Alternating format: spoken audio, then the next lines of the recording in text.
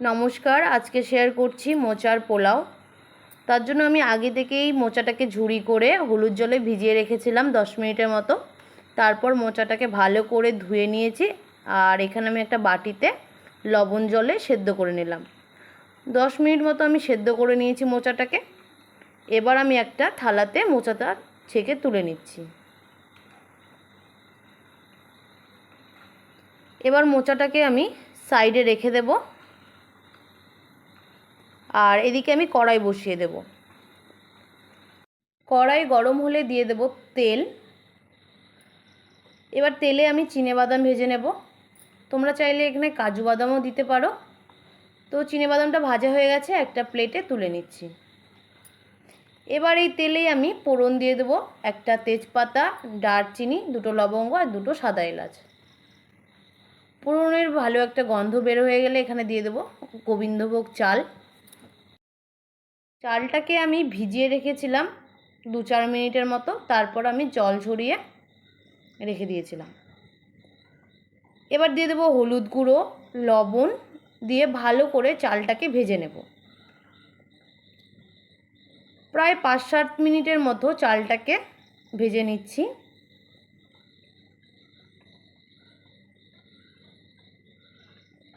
চালটাকে একদম ঝরঝরে করে ভাজবো, তাতে কিন্তু পোলাওটা ঝরঝরে হবে।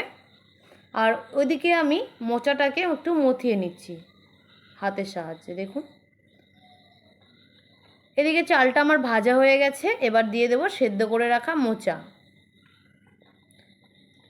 দিয়ে দেব এখানে লাল লঙ্কার গুঁড়ো, কাশ্মীরি লঙ্কার গুঁড়ো, হলুদ গুঁড়ো আর লবণ দিয়ে ভালো করে মোচা আর চালটাকে ভেজে নেব।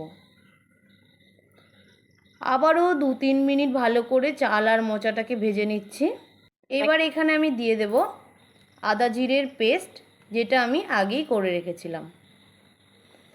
আদা জিরে পেস্টটা দিয়ে ভালো করে চালটাকে ভেজে নিচ্ছি। চালটা কিন্তু যতক্ষণ না ঝরঝরে হবে ততক্ষণ কিন্তু ভাজতেই থাকবো। চাল কিন্তু ভালো করে ভাজা হয়ে গেলে পোলাওটাও ঝরঝরে হবে। তো চালটা প্রায় ভাজা হয়ে গেছে। এবার এখানে আমি দিয়ে দেব কিশমিশ। তোমরা এখানে কাজুও দিয়ে দিতে পারো।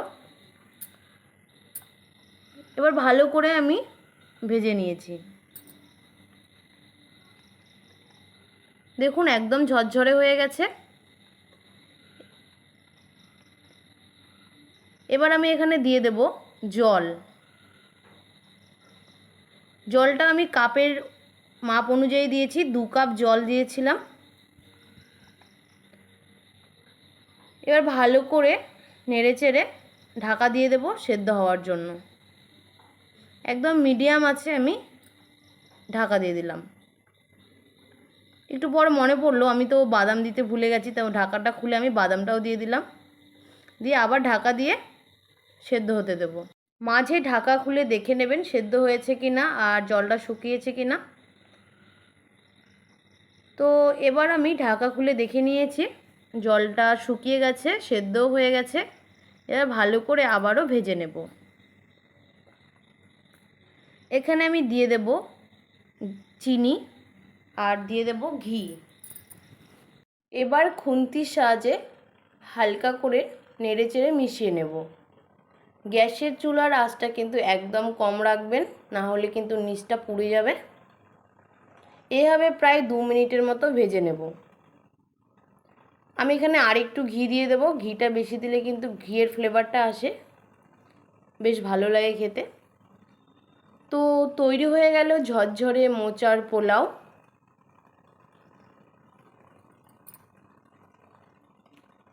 নামিয়ে নেব। নামানোর আগে আমি আবারও আরেকটু ঘি দিয়ে দেব।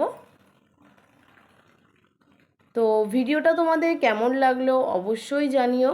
ভালো লাগলে লাইক, কমেন্ট, শেয়ার করে দিও। আর ফেসবুকে দেখলে ফলো করে দিও, আর ইউটিউবে দেখলে আমার চ্যানেলটা সাবস্ক্রাইব করে দিও। আর তোমরা কে কে এভাবে বাড়িতে বানিয়ে খেয়েছো কমেন্ট করে জানাও। আর যদি তোমরা না খাও তো বাড়িতে এভাবেই চটপট বানিয়ে নাও।